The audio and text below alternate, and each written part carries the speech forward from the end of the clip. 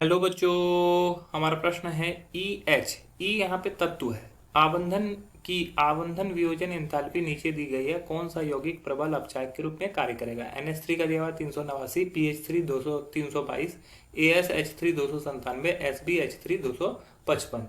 यहाँ पे चार ऑप्शन दिए गए हैं, हमें चुनना है कि कौन किसका जो होगा वो प्रबल अपचायक की भांति कार्य करेगा। चलिए समझते हैं इस प्रश्न को। अगर बात की जाए इस प्रश्न की मुख्य अवधारणा की, तो मुख्य अवधारणा में हमें समझना होगा कि यहाँ पे जो ऑप्शन में लिए गए हैं सभी को जो है समूह 15 के तत्व हैं। समूह समूह 15 के तत्व।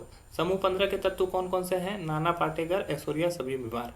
ये एक ऐसे ही याद करने के लिए है एक शॉर्टकट मेथड, NPASSBBI। ठीक है, ये इस तरह से ये है। तो ये 5 चीजें हैं। अब देखो क्या है कि N से हो गया नाइट्रोजन, इसके हाइड्राइड से NH3 बना। ठीक है, P से क्या हो गया? PH3 बना।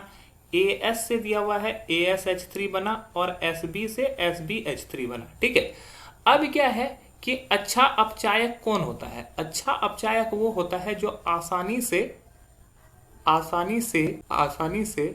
H प्लस आयन का त्याग करे।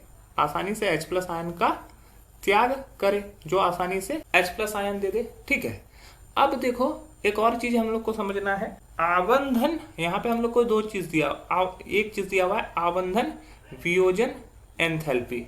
तो हमको यह भी समझना है आबंधन वियोजन एंथैल्पी का मतलब हो गया कि आबंध तोड़ने के लिए ऊर्जा। आबंध तोड़ने के लिए ऊर्जा मतलब कि जो यहाँ पर NH3 का आबंधन ऊर्जा जो दिया हुआ है वो सबसे अधिक और SBH3 का सबसे कम।